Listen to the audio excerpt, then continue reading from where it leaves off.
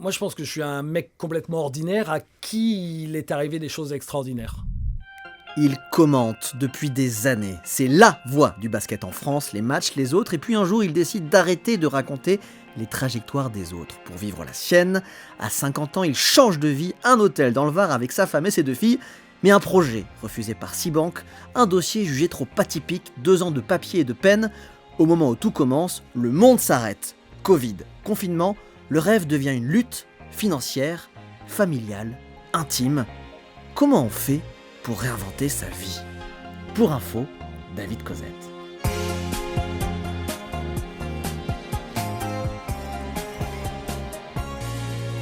Bonjour David, bienvenue, je vous laisse vous installer dans notre studio. Merci d'avoir accepté notre invitation. Merci de m'avoir invité, surtout. Installez-vous confortablement.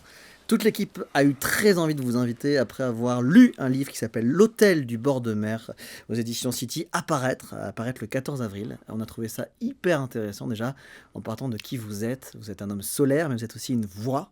La voix du basket. On va commencer par dépeindre un petit peu votre monde. Vous êtes super connu dans votre milieu. Les gens qui aiment le basket. Tout petit milieu, un microcosme. Ah, grand. Les gens qui aiment le basket en France et qui aiment le sport en France sont nombreux. Racontez-nous déjà le monde que vous allez quitter. Vous étiez quoi ? J'ai commenté le basket pendant 30 ans, principalement le basket français européen, c'est-à-dire l'Euroleague, c'est l'équivalent de la Ligue des Champions, l'équipe de France avec toutes ces médailles, toute la génération Tony Parker, pour différents médias. Là où je suis resté le plus longtemps, c'est à Canal. J'ai jamais eu l'impression de travailler. J'ai toujours dit que j'étais payé pour aller voir des matchs au premier rang, ce qui était un privilège extraordinaire. Moi, j'étais archi passionné de sport et de basket, que je jouais à très mauvais niveau quand j'étais gamin. Et voilà, ça a été 30 ans de voyages, de rencontres et d'émotions incroyables parce que j'en ai vécu un paquet. Et physiquement, vous êtes d'une génération qui se déplaçait partout à travers le monde, à travers l'Europe. Vous avez vécu, j'ai envie de dire, charnellement le monde du basket, ce qui n'est plus le cas aujourd'hui des nouvelles générations qui sont beaucoup à distance, qui commentent à distance, notamment pour des raisons économiques. C'est vrai. C'est vrai que ça semble lunaire et pourtant c'était il n'y a pas si longtemps. Je me souviens quand je me déplaçais avec Jacques Monclar ou Georges Eddy, chaque semaine en Europe pour suivre nos clubs français en Coupe d'Europe. Et maintenant, oui, c'est plus en cabine. Et parfois même certains avec l'ordinateur sur les genoux chez eux dans leur salon.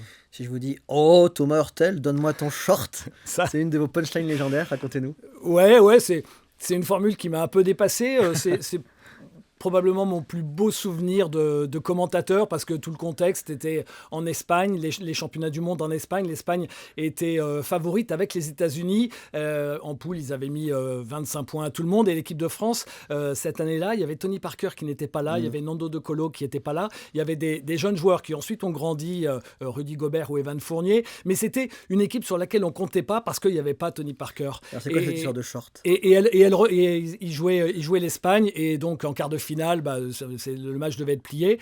Et sur ce match, la France tient. Il y a 1 minute de la fin, Thomas Hurtel met le panier de la victoire. Et je perds la raison. Je cherchais à donner une dimension un peu supporter, mais pas trop. J'allais pas dire donne-moi ton maillot. Voilà. Et je me suis mis à lui parler comme si j'étais n'importe quel téléspectateur. Je me suis mis à la place de celui qui regarde. Vous êtes devenu un mème. Cette phrase vous accompagne encore aujourd'hui. Dans la rue, on fait encore des blagues sur le short ou pas ? Puisqu'on va parler de mon hôtel, il y a eu des gens qui sont venus à mon hôtel et qui m'ont demandé si j'avais le maillot de Thomas Hurtel. Et de fait, je l'avais fait encadrer parce que la fédération a été super sympa et me l'a offert ensuite après la Coupe du Monde. Et je l'ai mis dans mon bar. Et il y a même des gens qui venaient se prendre en photo avec le tableau. Il y avait le maillot de Thomas Hurtel. Et vous êtes tellement incontournable dans le monde du basket que je peux vous poser la question qui est-ce qui est le plus sympa entre Victor Wembanyama ou Tony Parker ? Vous les connaissez évidemment les deux personnellement. Alors moi, avec Tony, on a grandi ensemble. Je l'ai connu, il avait 17 ans et on s'est accompagnés mutuellement. J'ai commenté tous ses matchs. Et Victor, c'est la nouvelle génération. Alors, je l'ai vu jouer. Vous l'avez vu débuter. Mais je l'ai vu débuter. Avant qu'il soit dans la NBA. Bien sûr. Quand il était même à Nanterre et qu'il était adolescent, moi, je suis assez copain avec le coach de Nanterre de l'époque. Et il m'en avait parlé, tout ça. Donc, je l'ai vu lui aussi grandir. mais j'ai moins commenté Victor. Tout ce que je vois, c'est qu'il est sacrément bien structuré, très Qu'est-ce très qu'il a de sympa. particulier, vous qui les connaissez tous, et là, il s'apprête à potentiellement, il est en campagne active pour essayer de gagner le plus grand prix de tous les basketteurs en NBA, chez les Spurs. Il a marqué 41 points là, dans un match historique, incroyable. Pourquoi il est si particulier? Parce que... Ne me répondez pas à sa taille, non. C'est lié à sa taille, c'est-à-dire qu'il a les moves, il a la dextérité, il a la vitesse quasiment, il a tout ce qu'un joueur d'1m90 aurait, sauf qu'il fait 2m25. Et donc quand on le voit jouer, parfois ça prend des airs de jeux vidéo, où on est dans Space Jam, quoi, le film avec, où tout d'un coup il y a une sorte de bras qui s'allonge comme ça, qui passe par-dessus tout le monde. C'est quand même des qualités incroyables. Et donc on fait une petite photo de ce grand moment de bascule, donc vous avez une femme, deux filles, vous êtes au sommet de votre métier, vous gagnez bien votre vie, votre métier passion, et pourtant, vous plaquez tout. Pourquoi ? Parce que en 2015, Canal+ a perdu tous les droits du basket. Et j'aurais pu rester à Canal, et j'aurais eu sûrement, on m'aurait recasé sur un poste de rédacteur en chef ou de quelque chose.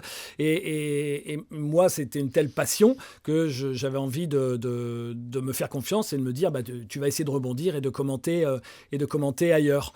Et après, je suis allé à SFR Sport, qui est devenu RMC Sport. Je suis passé par la chaîne L'Équipe. C'était moins bien. Non, c'est qu'il y avait une instabilité. C'était pas à chaque fois des grandes maisons confortables avec des contrats longue durée où moi je pouvais me projeter. Et en gros, chaque année, je ne savais pas ce que j'allais faire l'année suivante. Et cette instabilité, ça m'inquiétait un peu. Je me disais, le jour où les droits vont à nouveau changer et qu'un directeur de chaîne va me dire, écoute, toi, ça fait 30 ans qu'on t'entend, on veut écouter quelqu'un d'autre, et je me retrouverai sans rien parce que je suis connu comme étant commentateur de basket, je ne vais pas changer de sport à 50 ans, quoi.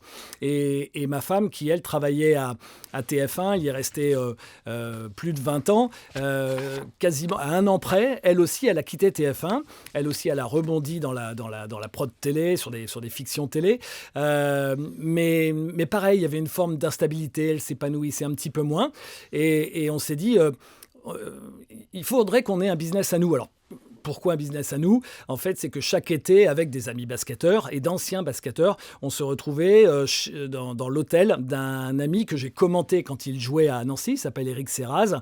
On était copains. Il a eu un hôtel, puis un deuxième. Et chaque été, on se retrouvait avec mon consultant Stephen Brun, qui est assez connu, et d'autres basketteurs. On a passé tous nos étés là-bas. Nos enfants ont grandi dans cet hôtel.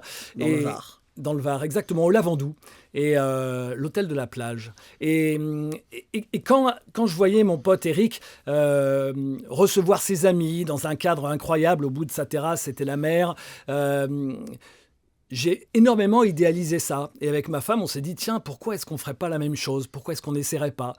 Et avec notre réseau sur place, moi j'ai missionné des amis en disant, si jamais il y a une affaire qui se libère, surtout, vous n'hésitez pas à m'en parler. Tout d'un coup, on a appris qu'il y avait l'hôtel Bord qui potentiellement, ce genre de choses, c'est jamais affiché dans les agences, c'est toujours le bouche à oreille, c'est confidentiel. Et on a appris que potentiellement ça pouvait être à vendre. Et j'ai un ami qui m'a mis en contact avec les deux propriétaires, et on est rentré en contact comme ça. C'était en décembre 2017. C'était un hôtel que je connaissais parce que j'y étais descendu quand j'avais commenté un match de Hier-Toulon il y a quelques années. Et avant d'aller sur cet hôtel, j'aime beaucoup l'incipit, la première phrase de votre livre. Je ne voulais pas découvrir à l'heure de ma mort que je n'avais pas vécu. C'est signé d'un certain Henry David Thoreau, que vous me faites découvrir, qui est donc philosophe et poète américain. Au moment, avant de parler de votre hôtel, c'est ça que vous vivez. C'est-à-dire, en gros, j'ai été la resta du basket. Là, je sens que ça périclite un peu. Mon épouse Sandrine, elle-même, est dans un tournant. Je pars avec mes filles au bord de la Méditerranée. C'est ça que vous vous dites à ce moment-là ? Ouais, c'est ça, exactement. Et de se dire, au moins, on sera nos propres patrons. J'avais une âme d'entrepreneur sans jamais en avoir conscience. Et c'est seulement après, avec le temps, en ayant discuté avec notre entourage, avec des gens qui disaient, mais seul un entrepreneur peut avoir cette vision-là. Et moi, en fait, je fais les choses sans trop y réfléchir. Et heureusement, parce que sinon on n'y va pas, on ne se jette pas. Et Faut c'est pas trop comme ça que je réfléchir, me c'est suis le rendu premier compte que conseil que j'avais vous cette âme donneriez. d'entrepreneur, de vouloir être son propre patron. J'avais fait du management un petit peu à Canal, je dirigeais Vous une étiez rédacteur rédaction. en chef de la partie sport, c'est Ouais, ça? exactement, ouais, de tout ce qui était ni foot ni rugby à Canal et de la chaîne Sport Plus notamment. Donc j'avais un peu d'expérience de management, on savait faire de la com et on s'est dit allez, on y va avec nos armes effectivement à nous, à ma femme et moi, faire un peu de communication, on connaît un peu de monde, notre réseau et puis un peu de management. Ça s'apprend normalement, l'entrepreneuriat. Parce que là, j'aime beaucoup le conseil il ne faut pas trop réfléchir avant de sauter. Mais ça Non. s'apprend, il n'y a pas des Non, mais formations. on Vous a avez été- tout appris sur le tas, vous? Non, mais on a été complètement inconscients. Moi, alors, c'est un fantasme pour plein de gens qui ont 50 ans parce que il y a la routine, La du crise de la boulot, cinquantaine. tout ça, etc. Parfois, il y a des gens, il y a des chefs qui sont 15 ans plus jeunes que nous, puis parfois c'est un peu difficile à accepter, ce genre de choses, ou juste la routine. Et donc, ça fait envie à beaucoup de monde de changer de vie à 50 ans. Mais je voyais, moi, quand je disais soit aux parents des petites copines de mes filles ou à notre entourage proche, on disait, bon, on va reprendre un hôtel au bord de l'eau. Et je voyais que les gens nous disaient...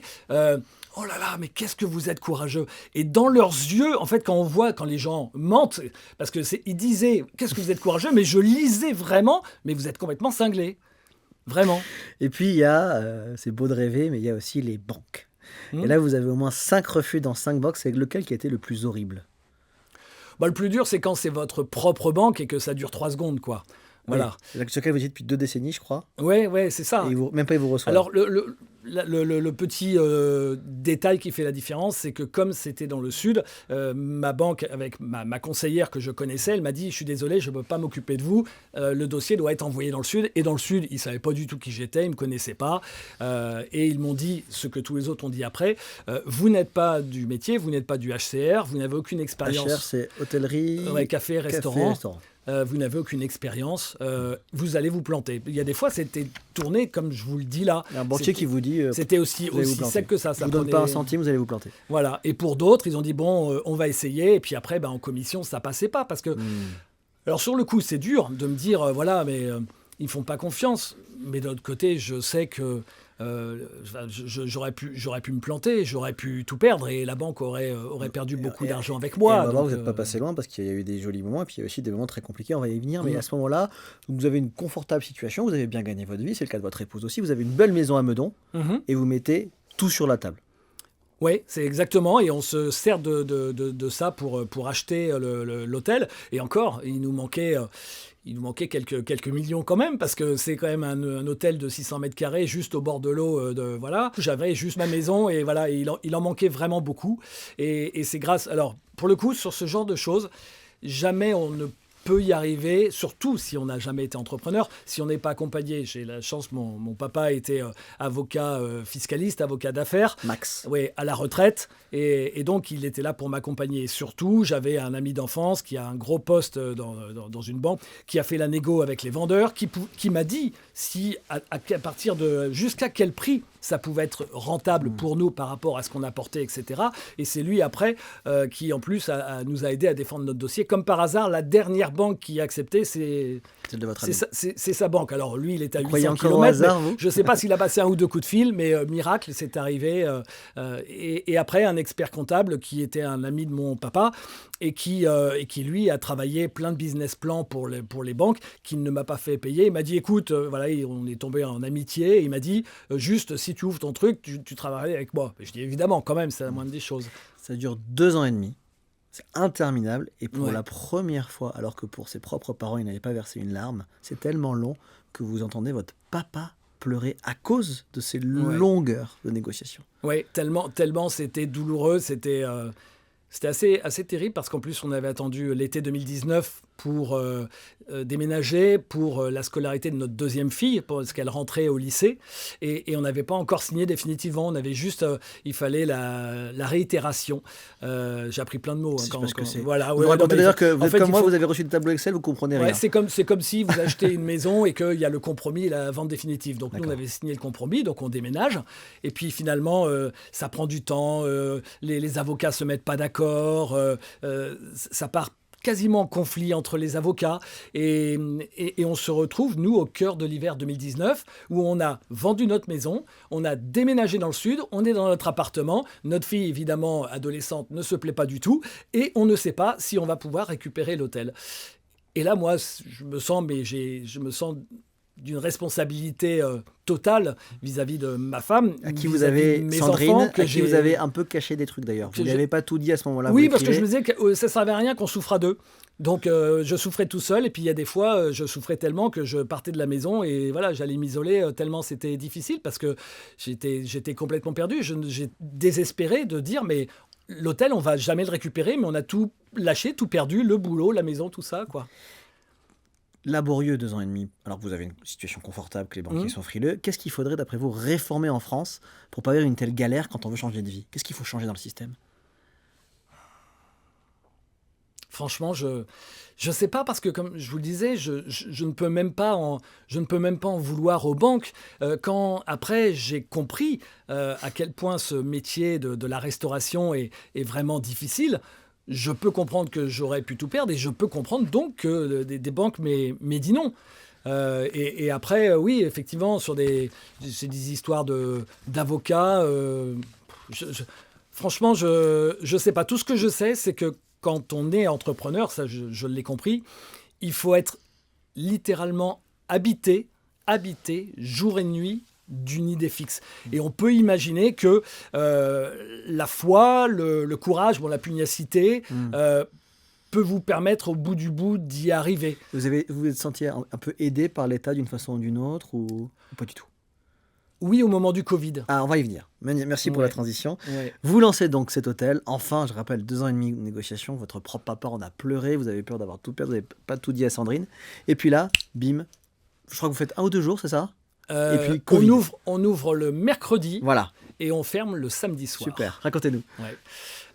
C'était la première semaine. Et donc, mercredi, jeudi, vendredi, le resto, ça tourne tranquille. Il y a la moitié de l'hôtel qui est rempli.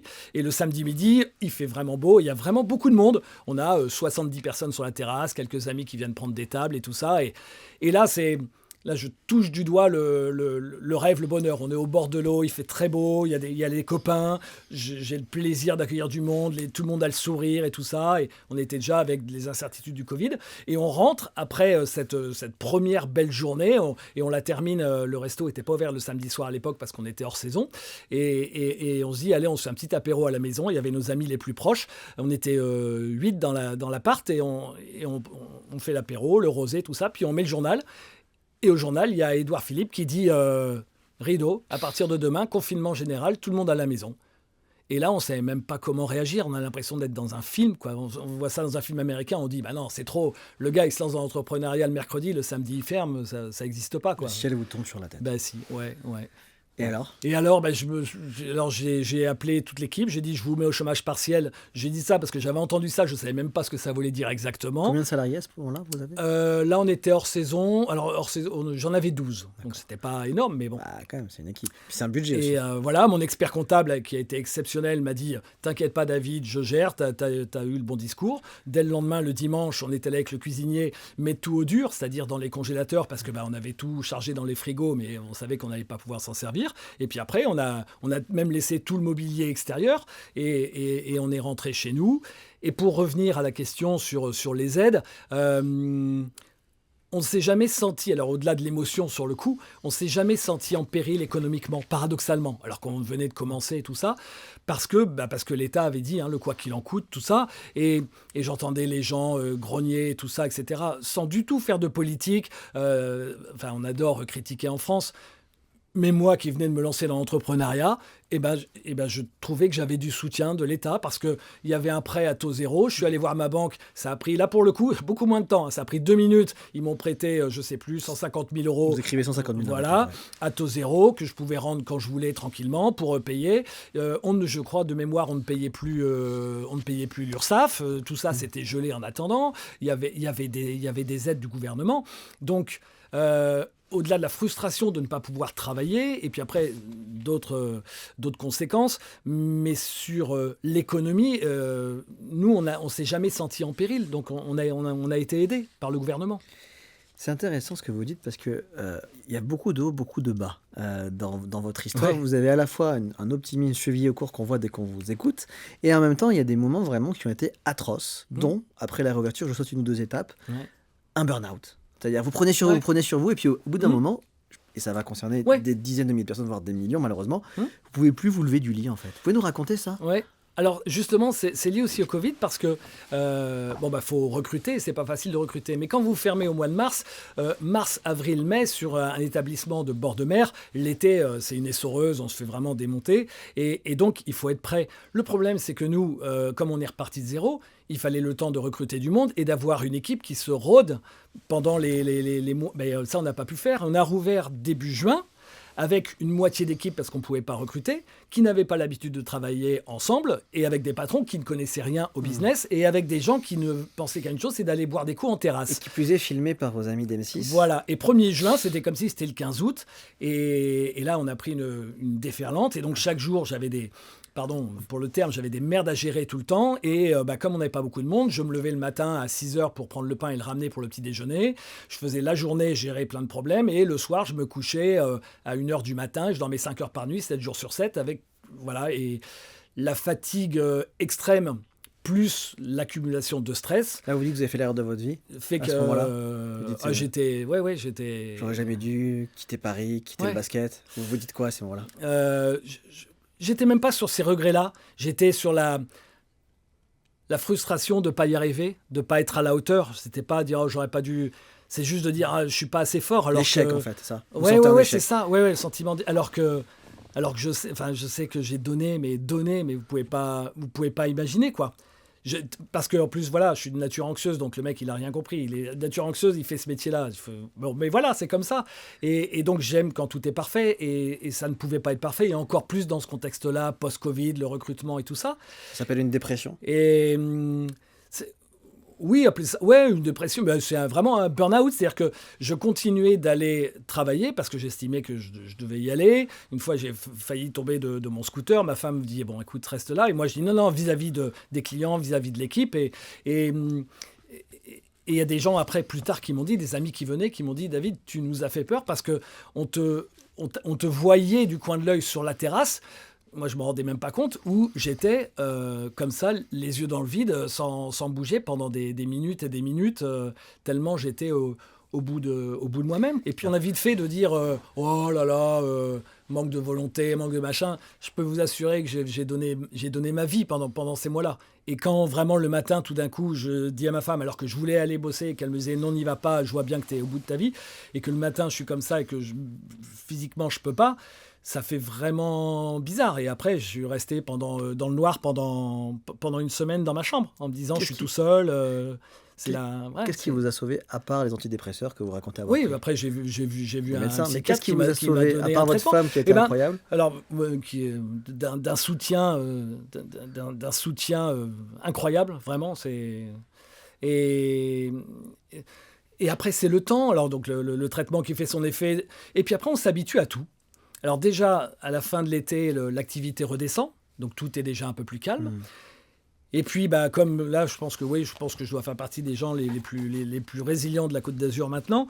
On s'habitue à tout, et donc au début, tout ce qu'on prend dans la figure, c'est parce que c'est des choses que je ne connaissais pas. Et quand après, il y a à nouveau une nouvelle merde qui arrive, on se dit, ah oui, ça, ok, je sais. Et en fait, on se rend compte que tout finit par s'arranger. Même sur les problèmes de personnel, quand quelqu'un se barre au dernier moment, tout d'un coup, il y a quelqu'un qui tombe du ciel, qui débarque, on dit, ok, viens travailler avec ça. Vous racontez, juste, je pose un peu là, donc je crois que c'est le 1er juin que vous racontez, après la réouverture du Covid, avant votre burn-out. En plus, vous avez, comme vous avez un réseau très important de journalistes, vous avez une caméra d'M6 qui vous permet de faire un peu la promo de votre hôtel. Votre femme, d'ailleurs, au début, ne voulait pas, et en fait, elle joue le jeu. Et puis là, vraiment, c'est une catastrophe, il n'y a rien qui marche, ça commence, donc vous pouvez nous raconter par un serveur qui dit ah ouais, je me casse, et il part. Et il y a 2 personnes pour faire des tapas, c'est ça ? Ouais, c'était le second de cuisine, voilà. C'était le jour de la fête de la musique. Donc, et c'est un peu la tradition que cet hôtel, pour la fête de la musique, il y a un groupe qui vient jouer, et donc il y a beaucoup de monde qui veut aller se mettre en terrasse, et donc on avait plein de résas, beaucoup trop de monde, plus que ce qu'on pouvait recevoir, et puis déjà en cuisine, il n'était que 3 alors qu'il fallait être 6. Et le jour même, le second dit je m'en vais. Je dis non, tu peux pas. Attends au moins la fin du week-end que je me retourne. Non, je me casse. Et donc ils étaient 2, c'est-à-dire le chef plus une petite commis qui venait tout juste de sortir de l'école. Donc il manquait 4 personnes en cuisine. Et là, il y a un conseil que vous donnez, enfin une scène que vous racontez, mais à mon avis, il y a un conseil. C'est bon pour beaucoup de choses dans la vie. C'est vous êtes monté sur scène, vous avez pris le micro et vous avez joué la sincérité. Oui, après, je pense que tout le monde n'est peut-être pas capable de s'exprimer en public. Moi, ma formation fait que ça ne me faisait pas peur. Et j'ai fait signe, effectivement, au chanteur. Je voyais les regards sur moi. Je pense que si les gens avaient pu me tuer, ils m'auraient tué sur place quand je passais dans les rangs et que les gens attendaient depuis 1 heure juste qu'on leur donne la carte.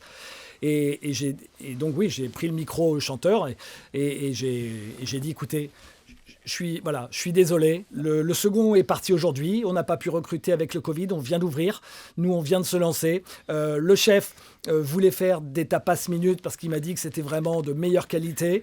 Voilà. Et j'ai dit, je vous demande juste un tout petit peu d'indulgence. Je vous promets qu'on fait le maximum. On va y arriver. Voilà. Et à la fin, il y a même eu quelques légers applaudissements. Je voyais des sourires et tout ça. Et j'avais réussi à retourner l'assistance, oui, parce que j'avais communiqué et que j'avais été sincère. Et on en reparlera peut-être avec mon post LinkedIn. Je pense que... Oui. Gardez-le pour la fin. Voilà, mais je pense que oui, je suis un peu... en discutant, je pense, vous voyez, je suis peut-être un petit peu idéaliste, mais je pense effectivement que la sincérité paye toujours. Ouais. Et d'ailleurs, quand je pense que j'étais reconnu en tant que commentateur de basket, c'est parce que les gens entendaient ma sincérité aux commentaires et que j'étais pas le mec qui... Donne-moi ton short, c'est sincère. Ouais, mais voilà, parce que les gens... Parce qu'ils voyaient que j'étais passionné, que c'était sincère, et c'était pas un directeur de rédaction qui me mettait la pression pour dire « Vas-y, vends-moi mon poisson là, à l'antenne et tout ça ». Je vivais les choses et les gens s'y retrouvaient. Donc je pense que la sincérité, ça m'a toujours réussi. Vous parlez beaucoup de votre femme, Sandrine. Est-ce que ça a renforcé votre couple? Est-ce que le couple vous a aidé? Est-ce que vous l'avez vécu chacun dans votre coin? Comment ça agit sur vous? On avait avant une vie chacun très indépendante, parce que moi j'étais souvent en déplacement. Ma femme avait une vie professionnelle très très épanouie. À TF1, dans plutôt le monde du cinéma, un peu cinéma, elle était responsable de presse pour toutes les fictions, pour les fictions de TF1. Et après elle bossait chez JLA, Jean-Luc Azoulay, sur les fictions, Camping Paradis, tout ça. Donc tous les deux dans le monde de la télé, mais un peu dans 2 silos séparés. Voilà, exactement. Et là vous vous retrouvez dans un hôtel au bord de la Méditerranée, exactement. ensemble. Et on avait chacun notre vie. H24, en plus confinement. Ouais. Et là ça passe ou ça casse là. Exactement. Et on aurait, mais oui, bien sûr. Enfin, quand je dis que j'aurais pu tout perdre, oui, ma femme, mes enfants, ma santé, mon patrimoine. Et ma femme, oui, on était sûr de rien. Et aussi incroyable que ça puisse paraître, on a réussi naturellement à bosser au quotidien tous les jours. C'est-à-dire que moi, j'avais toute la partie hôtellerie, et elle, moi, la partie restaurant et elle, la partie hôtel. Et moi, j'avais tout ce qui était le côté RH et elle, toutes les factures fournisseurs. On se partageait comme ça. Et elle remplaçait aussi sur les jours de repos les filles de la réception. Et on était ensemble tout le temps, on bossait ensemble, jour et nuit ensemble.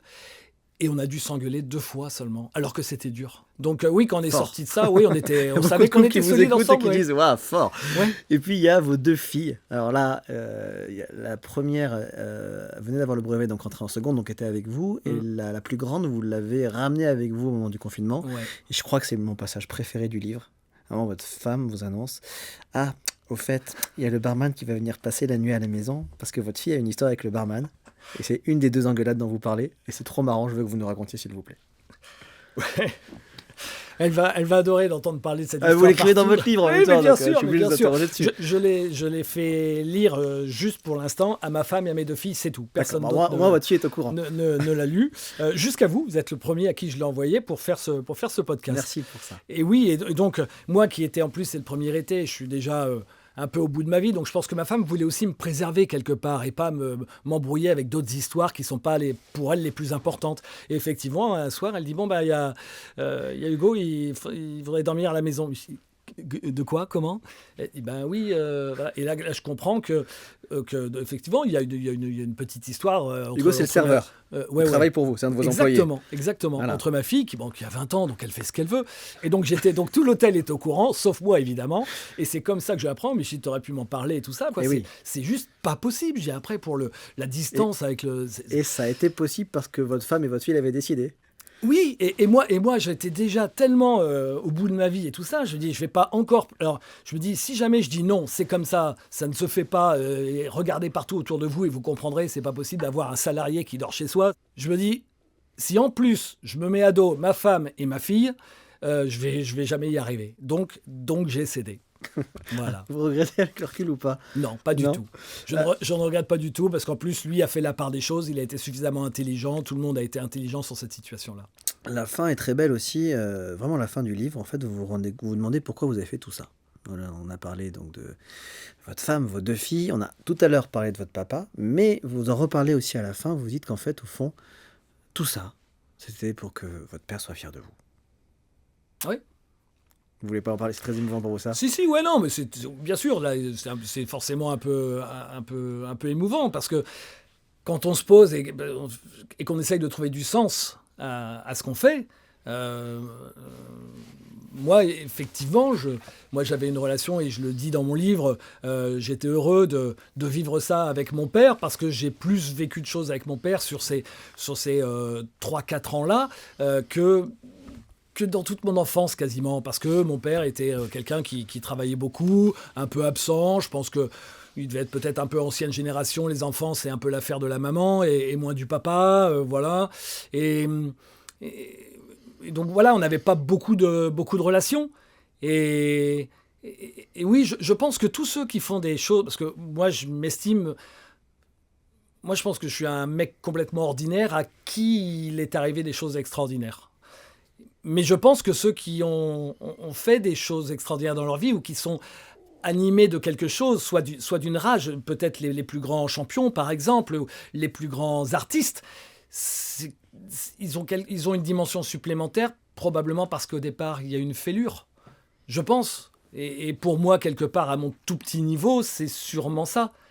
C'est d'avoir mon père qui me dit je suis fier de toi, quoi. Et donc je me débat, ça y est, moi maintenant. Mais je me suis débattu pendant des années pour que, voilà, mon grand, en plus c'était malheureusement, j'aurais dû faire commentateur du rugby, parce que lui, il n'a jamais raté un match de tournoi de destination, mais le basket, il n'en avait rien à cirer. Donc il n'a jamais regardé le match de basket. Et donc moi, oui, je pense que toute ma vie, mais je pense qu'on est beaucoup comme ça, pour voir... c'est pas voir l'amour dans les yeux de ses parents, c'est vraiment de voir la fierté dans les yeux de ses parents. Et pour moi, c'était ça. Ouais. Et c'est votre rage aujourd'hui, vous la tournez vers quoi? Je sais pas. Là, je suis entre deux eaux. Je suis heureux d'avoir réussi à rebondir parce que quand on a vendu l'hôtel, c'était au départ pour... un groupe de luxe? Ouais, un investisseur qui voulait se reconvertir dans l'hôtellerie-restauration. Il a acheté plusieurs établissements, dont le mien, un Hierrois. Et l'histoire, là où elle est sympa... Pardon, juste parce que dans la chronologie, pour que tout le monde comprenne, donc au début, star du basket, 2 ans et demi de négociation, bim, Covid. Combien de temps vous l'avez eu, votre hôtel, au final? 4 saisons. 4 saisons. Ouais. Intense, on l'a compris. Ouais. Un burn-out au milieu. La première année. Voilà. La deuxième année, l'été encore un peu dur, mais ça allait un peu mieux. Et l'été 3 et 4, parce que j'étais staffé. Parce que j'avais réussi petit à petit à monter une équipe en qui j'avais confiance. Combien d'employés au max? L'été, au max, 26.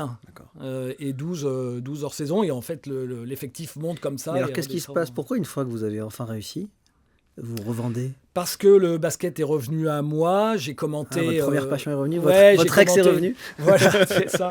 J'ai commenté le basket d'abord à Monaco pour Monaco Info. Ouais. Oui, d'ailleurs, vous faisiez jusqu'à 2 matchs par semaine. Alors moi, ça me faisait une vie de taré, mais je me nourrissais de ça. Et je prenais ça comme mes jours de repos, vu que je bossais 7 jours sur 7. Le jeudi soir, par exemple, j'allais à Monaco, je partais après le service l'après-midi, je commentais, je revenais le soir. C'était complètement neutre. Et parfois, j'allais à Villeurbanne le vendredi, alors je partais pareil le midi et je revenais parfois le soir même ou le matin très tôt. Bon, et surtout ça me faisait une respiration par rapport à l'hôtel, quoi, de pouvoir commenter ces matchs. Je comprends pas. Vous avez connu le max du basket, vous étiez une star, vous êtes parti parce que vous avez compris que c'était un peu fini et vous replongez. C'est que du bonus, et quand j'y ai replongé, c'était un bonheur fou. Sans pression, j'avais mon hôtel à côté. Ah oui, d'accord. Mais alors pourquoi vous l'avez vendu du coup? Pourquoi vous ne l'avez pas gardé votre hôtel? Tout simplement parce que la plateforme alors après Monaco Info, c'est la plateforme Squeak qui a racheté l'Euroleague. Ils ont racheté et ils ont tout racheté. Ils ont racheté le championnat de France, qu'ils ont racheté pour 7 ans. Et vous avez dit, j'ai 7 ans devant moi. Et en fait, alors après, au bout d'un moment, je pense qu'on en avait aussi un peu fait le tour. Le personnel, quand même, à gérer au quotidien, parfois, c'est un peu usant. Et en fait, je ne pouvais plus faire les deux parce que le championnat de France commence début septembre et finit fin juin. Et avec les playoffs, ça joue tous les 2 jours. Et moi, au mois de mai, juin, tous les week-ends, il faut que je sois à l'hôtel. J'aurais pas pu faire correctement mon métier de chef d'entreprise à l'hôtel en étant absent tous les week-ends à commenter le championnat de France. Et donc j'ai dit, on y va. Et 6 mois après, la plateforme Squeak a arrêté de payer tout le monde et tout s'est arrêté. Mais j'avais déjà revendu l'hôtel. Ma femme qui n'avait pas de métier non plus, moi non plus. Alors au début, comme on avait bien vendu, au début, on se dit c'est super. Un matelas. On a profité, on a tout visité, la Provence, tout ça, etc. On s'est fait plaisir. Et puis sur LinkedIn, vous écrivez quand même. Qu'est-ce que je m'emmerde ? Il y a tout notre entourage qui continue de travailler. On finit par perdre de la vie sociale. Et donc là, 1 mois, 2 mois, 3 mois, ma femme pareil, effectivement, je tourne en rond et je dis à ma femme à l'été 2025, l'été dernier, je lui dis il faut qu'on fasse un point, Elle dit écoute, laisse-nous passer l'été tranquillement, on profite de l'été là dans le sud avec tous les copains et puis promis à la rentrée on se projette, voilà. Je dis oui parce que là moi j'en peux plus de rien faire. Et donc à la fin de l'été, je lui dis je vais faire un post LinkedIn parce que j'ai une copine, ma meilleure amie, qui me disait « Mais David, fais avec LinkedIn, ça marche vraiment. » Moi, j'y croyais pas. Quand j'étais commentateur de basket, je n'avais pas nécessaire d'aller sur LinkedIn. Et j'ai fait un post où j'ai expliqué que pour la première fois de ma vie, je n'avais aucune perspective. Où j'ai essayé de trouver des explications. Peut-être que mon profil atypique fait peur, peut-être que l'âge aussi inquiète des recruteurs. J'ai essayé de trouver des explications sans pleurnicher, sans dire « Ah là, j'ai pas de boulot ». Enfin, vous voyez. Et en fait, ce post qui avait le mérite de la sincérité je crois, a énormément touché les gens. On y revient à la sincérité. Ouais, et vraiment, ça a fait, je crois, 200 000 impressions. Voilà, il y a des gens que je croisais. Un jour, j'ai croisé Estelle Denis dans la rue à Boulogne-Billancourt. Elle me dit « Oh David, j'ai vu ton post ». Donc voilà, tout le monde m'en parlait. Et je reçois un coup de fil d'une dame qui dit « Bonjour, le directeur général du groupe Bertrand souhaiterait vous rencontrer ». Donc je dis « Ah bon, ok ». Et donc je vais... le groupe Bertrand ? Le groupe Bertrand, c'est le premier groupe de restauration en France. C'est gigantesque. Ils ont un nombre de restaurants sur Paris, tout ça. Ils ont des franchises de partout. C'est vraiment un très, très gros et très beau groupe de restauration. Et donc, je vais le voir. Et en fait, le monsieur ne me connaissait pas. Et il regardait pas le basket. Non, exact. Il connaissait pas le basket. Et donc il me regarde, il fait c'est quel rendez-vous là ? Ah oui, ok. Et là je me dis oh là là, mais qu'est-ce que je fais là ? Il sait même pas qui je suis et tout ça. Il regarde mon CV, il fait ah oui, bon alors il va falloir m'expliquer parce que donc Canal+, Eurosport, RMC, ah oui Hôtel Born, enfin bon donc et on discute. Et lui il dit bon je vais être transparent, c'est un ami à moi qui m'a dit qu'il fallait que je vous rencontre parce que vous êtes super. Je dis ok. Il dit oui, j'ai un ami basketteur qui joue à Chatou là le dimanche matin avec Georges Eddy, machin. Et donc il veut absolument que je vous rencontre. Donc voilà. Au départ, il avait jeté mon CV et cet homme-là lui a dit non mais reçois-le vraiment. Il a insisté. Vous voyez à quoi ça tient ? Et donc vous êtes et donc il m'explique. Il dit voilà, donc vous êtes devant moi. Et donc, je dis bon, et on discute, et au bout d'une demi-heure, il commence à dire « Ah, ce serait un pari ». Puis je sens que ça bouge un peu. Et il me dit dans 3 jours, vous allez voir mon directeur des opérations et la DRH, et je leur dis rien, machin. Et 3 jours après, donc ça revient vite, je reviens, j'attends, il y a le directeur des opérations qui arrive, il me regarde comme ça, dans l'ascenseur, moi je regarde mes chaussures, lui aussi, je dis oh là là, il m'a imposé à lui, et là ça va être horrible. Et en fait, ça se passe bien, on échange, tout ça, et au final... Il me donne la direction du resto dont j'aurais même pas osé rêver, parce qu'ils en ont un paquet. C'est le resto qui a le plus de sens pour moi. Il me donne la direction du restaurant Lille, où j'allais avec mes copains, mes collègues de Canal, c'était juste à côté de Canal. J'y allais en famille, du temps où c'était Jean-Pierre Yves, l'ancien capitaine de l'équipe de France de rugby, qui l'avait lancé. Et il me dit, voilà, Lille, il n'y a pas de directeur. Est-ce que ça vous branche de prendre le restaurant Lille ? C'était un rêve éveillé. Et vous avez dit oui. Et j'ai dit oui, alors que je m'étais juré, en revendant l'hôtel, de ne jamais retourner dans la restauration. Et pourquoi alors vous avez dit oui ? Par goût du défi ? Oui, parce que et là, je m'y épanouis. Alors, il y a toujours des moments difficiles, le recrutement, tout ça, etc. Là, c'est encore plus gros, non? Mais je vois, bon, mais jamais j'aurais imaginé. J'en reviens au gars ordinaire qui vit des choses extraordinaires. J'ai 90 salariés. C'est ça. Jamais j'aurais imaginé me retrouver à la tête d'une boîte de 90 salariés qui fait plusieurs millions de chiffre d'affaires, mais beaucoup plus de millions que l'achat de mon hôtel. Et vous vous emmerdez pas, pour reprendre notre expression LinkedIn qui a fait une partie de votre succès? Le basket vous manque pas? En vrai? Si, en vrai, le basket me manque.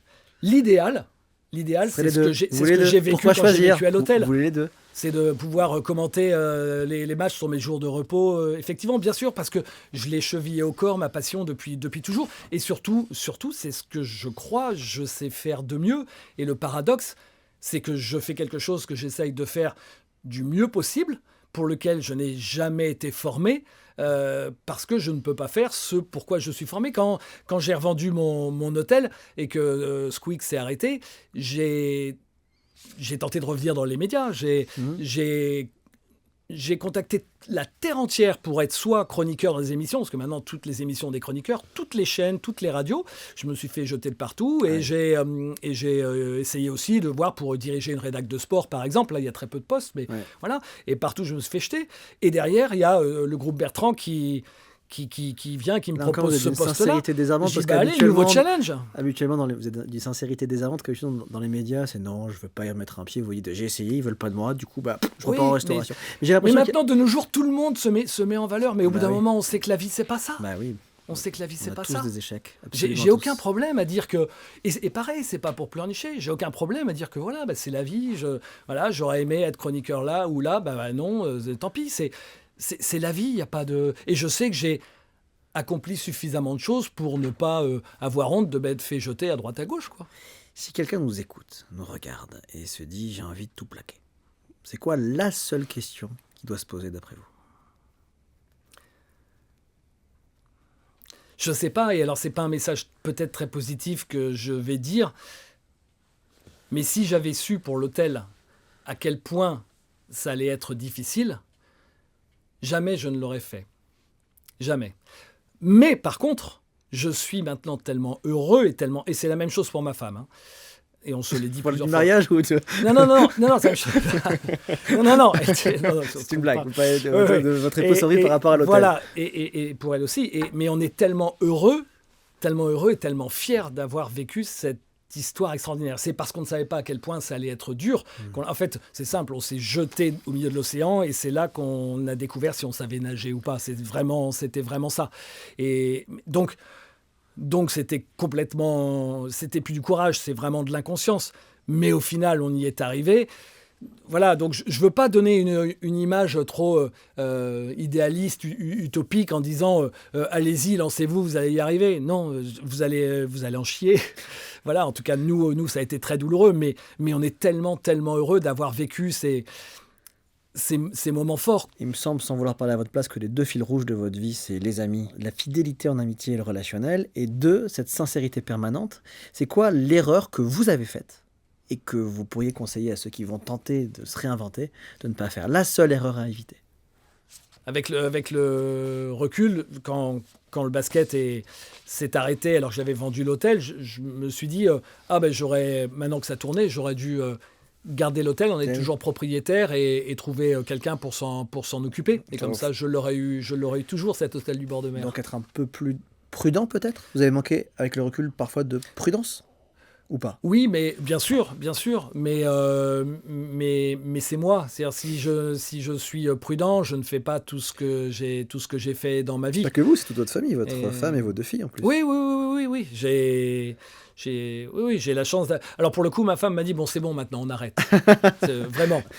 J'ai eu la chance d'être le premier à lire votre livre et j'espère qu'elle sera la première à regarder cette vidéo et que ça lui plaira et que vous ne ferez pas engueuler par ma faute, notamment à cause du barman.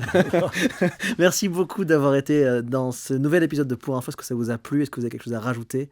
Non, j'ai adoré. J'ai tout vécu avec vous, c'était super. Eh ben, nous, on a vécu avec vous. Je recherche très discrètement dans mes beaucoup trop nombreuses fiches le titre de votre livre. Je vais tenter de mémoire. L'hôtel du bord de mer, chez City Édition, apparaître le 14 avril. C'est bon ? Le 15 avril. Ah, j'étais pas loin. Ouais. Merci beaucoup. Vous entendez le générique qui part et vous voyez tous les noms de cette joyeuse équipe qui vous concocte des moments dans ce petit cocon défilé en bas de votre écran. Merci d'être aussi nombreux. Merci pour vos messages sur Instagram, sur TikTok. Merci pour tout. Rendez-vous. Il nous reste encore 2 épisodes pour finir la saison. Comptez sur nous pour vous surprendre avec nos 2 prochains invités. Merci à tous, à tout bientôt.